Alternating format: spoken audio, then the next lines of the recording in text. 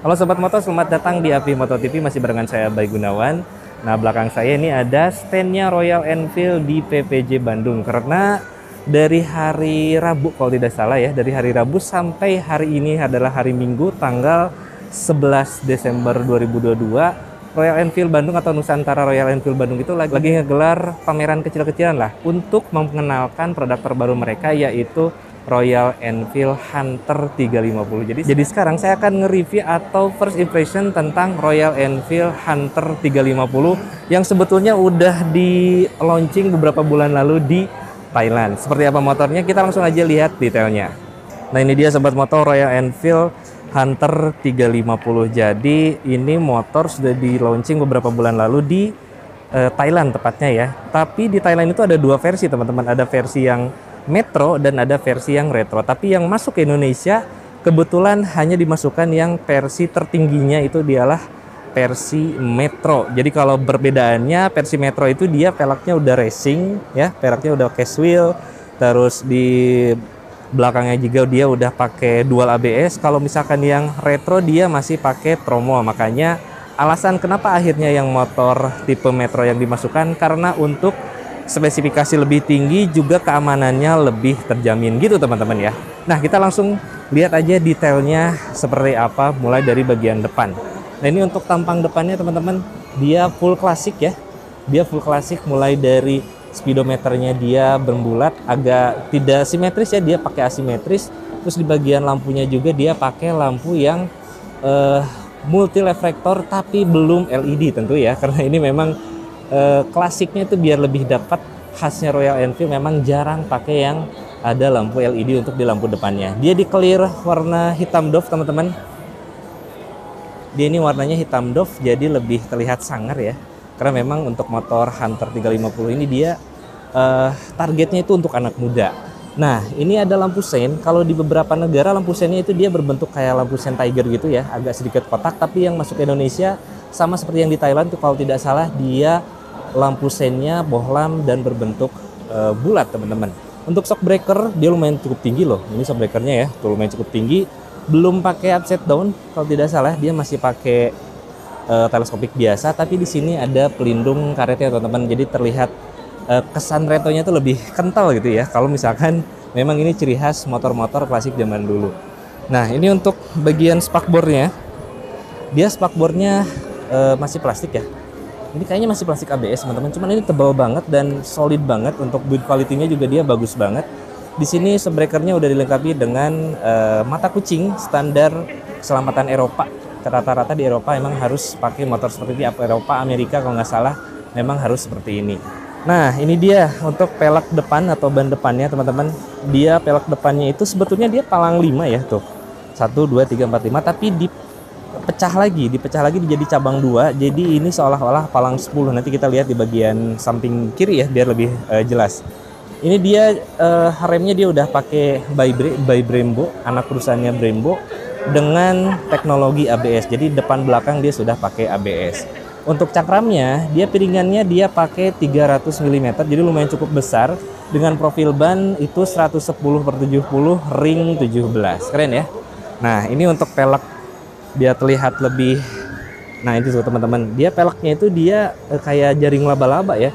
Dari sininya cuman ada 5, kesininya langsung jadi palang 10. Kita lihat di bagian kokpitnya teman-teman. Nah, ini untuk kokpit ternyata ada perbedaan sama spesifikasi Thailand ya. Kalau di Thailand dia ada trippernya di bagian samping kiri kayak yang di Meteor. Tapi kalau ini ternyata yang dimasukin ke Indonesia itu hanya satu, hanya di bagian speedometer saja yang udah berteknologi dual ya. Ada analognya, ada juga yang digitalnya. Ini dia ini ya, asimetris ya, hanya di bagian sebelah kiri aja. Keren nih kalau agak di sini tuh, mantap ya. Dari bagian stangnya, dia stangnya udah pakai fat bar, tuh lumayan cukup besar juga ya, lumayan cukup lumayan cukup lebar. Dan untuk di bagian kanannya, dia ini udah pakai panel-panelnya yang khas Royal Enfield Classic 350 yang terbaru. Jadi untuk engine cut off dan starternya udah nyatu, bentuknya bulat teman-teman. Kalau mau di starter tinggal ke kiriin aja, kalau mau engine cut off tinggal matiin, tinggal di ke kananin aja. Ini ada lampu hazard tentunya ya, udah pakai lampu hazard. Bagian Kuncinya juga dia masih pakai kunci anak kunci berbiasa, tapi dia udah pakai ignition tuh. Dia udah lumayan cukup aman dibanding dengan kunci biasa. Ini di bagian kirinya teman-teman, dia udah pakai nah ini ya, ada lampu dim. Pas dimnya itu dia hanya tinggal ke kiriin aja. Kalau misalkan pengen lampu panjangnya terus menerus, itu bisa langsung ke bagian kiri teman-teman. Ini clicky banget ya, enak loh. Dan build quality-nya lumayan cukup oke juga. Nah kalau ini adalah untuk lampu sennya. Di bagian bawah ada untuk tentunya bagian klakson. Ini untuk tangkinya teman-teman. Dia tangkinya itu dia lebih besar ya, tapi tidak sebesar Meteor sama Classic 350. Jadi memang ini bentuk tangkinya itu teardrop. Mirip-mirip atau konsepnya sama dengan kalau di kelas 150 cc itu ada XXR ya. Nah ini bisa dibilang konsepnya mirip dengan konsep XXR, tapi dia mesinnya lebih tinggi, lebih besar, yaitu 350 cc. Nanti untuk detail mesinnya kita ceritain di belakang ya.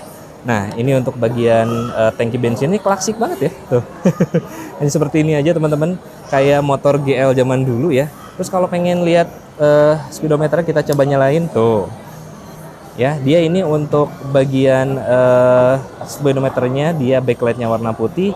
Di sini ada untuk indikator aki ya, baterai, ada indikator bensin, ada netral, dan juga ada indikator ABS. Jadi ini udah digital panel plus analog untuk bagian speedometernya teman-teman. Jadi ini kalau untuk RPM-nya mungkin nggak ada ya kayaknya ya. Di sini nggak pakai RPM, tapi hanya di speedometernya aja. Untuk bagian dalamnya juga banyak nih, ada gear position, ada untuk trip juga ya. Nah ada trip F loh, ada trip F juga lah. Nanti nyoba oh ini bagian ini teman-teman. Di bagian depan ini ada untuk tombol informasi. Jadi ini untuk ngerubah informasinya nih. Ada trip A, trip B, ada untuk konsumsi bahan bakarnya juga nih, untuk odonya baru 1,5 km. Oke, ini untuk bagian dashboardnya atau bagian interiornya. Kita matiin dulu ya. Nah ini untuk bagian tangkinya tadi sudah diceritain. Saya pengen liatin tangki bagian kanan ya teman-teman, kan ini yang paling menarik tuh, motor di bagian kanan. Nah untuk informasi, ini dia tipenya yang Dipper ya, jadi ada dua, Dipper sama Rebel. Kalau yang Dipper ini biasanya dia hanya satu tone warna aja, tapi kalau yang untuk Rebel dia ada dua warna, jadi ada two tone color gitu teman-teman, yang mirip-mirip sama Royal Enfield Continental GT ya, itu mirip lah. Tapi kalau yang ini dia memang one tone color aja. Ini untuk bagian mesin, khasnya mesin Royal Enfield ya, overstroke. Dia struknya sangat tinggi sekali teman-teman, untuk langkahnya sangat tinggi sekali. Mesinnya 349 cc seri J. Nah ini ya, ada JI 349. Nah dia memang satu basis. Ini basis rangkanya juga mirip-mirip sama Royal Enfield Classic dan Meteor, yaitu adalah JB1. Jadi ini masih satu basis sama Classic 350 juga dengan Royal Enfield Meteor 350. Jadi ini masih satu basis teman-teman ya. Ini untuk tenaganya dia 20,2 daya kuda dengan torsi sekitar 20-30 Nm. Tangki bensin dia bisa mencapai 13 liter teman-teman, tidak terlalu besar tapi lumayan cukup oke lah, karena ini katanya ini irit banget di Royal Enfield ini ya katanya, tapi saya belum coba. Mudah-mudahan nanti di Bandung ada unit test ride-nya, nanti kita test ride juga teman-teman. Ini untuk joknya, nah ini joknya ya, dia joknya itu retro modern teman-teman. Dia masih pakai yang tandem seat ya, jadi di bagian depan sama belakangnya itu menyatu. Ini bagian depannya ada kayak apa ya, busa-busa timbul gitu teman-teman, lebih terlihat retro, dan ini stitchingnya juga stitching real. Dan di bagian belakangnya ini untuk bagian boncengernya juga ada emblem Royal Enfield-nya. Wah ini banget ya teman-teman ya, apa premium sekali.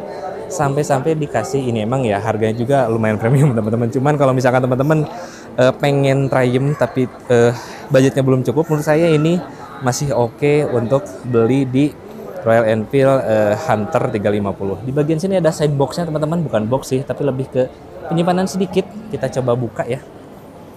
Nah ini bisa bukanya di sini teman-teman, tinggal dibuka. Nah ini tinggal dibuka. Ini untuk bagian penyimpanannya, kita coba lihat ya. Oh ini susah teman-teman. Nanti aja bukanya. Oke. Sip. Nah ini untuk ngebukanya tinggal dibuka aja.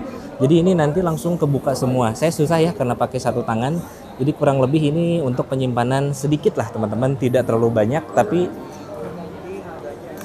minimal untuk nyimpen kanebo gitu itu masih bisa sama alat-alat untuk motor masih bisa. Ini untuk bagian rangkanya dipotong sedikit ya, beda dengan klasik kan itu pasti panjang. Ini rangkanya agak dipotong sedikit, tapi untuk bagian depan samping kanannya kurang lebih seperti ini teman-teman. Knalpotnya dia lebih rendah ya, bukan lebih rendah, lebih pendek.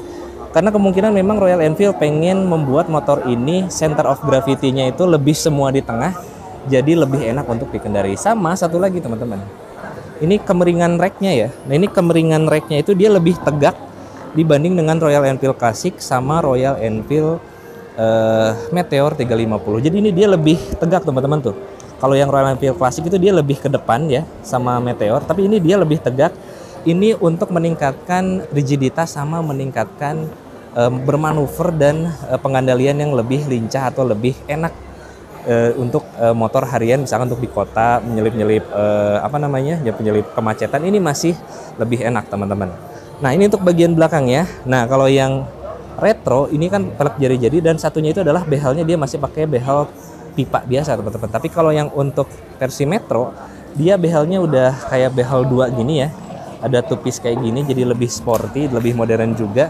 Dan untuk bagian belakangnya ini cakramnya gede banget loh. Ini cakramnya dia pakai cakram kalau nggak salah sekitar 280 mm, juga dipakaikan kaliper Brembo lagi, by Bre ya, atau by Brembo sama aja ya, ini anak perusahaannya, dengan teknologi ABS juga. Jadi ini dua channel ABS, depan belakang sudah pakai ABS. Terus peleknya ini untuk yang depan dia kalau nggak salah 3 inci, dan yang belakang untuk lebarnya ini 4 inci dengan profil ban 140/70 ring 17. Jadi ini bener-bener motor kayak motor-motor sport ya, motor-motor sport firing 2,5 itu rata-rata kan depan 110/70, belakang 140/70. Jadi ini bannya udah ban anak muda banget ya teman-teman ya, pakai ring 17 dengan profil ban yang lebar-lebar. Kita lihat yang bagian belakangnya ya.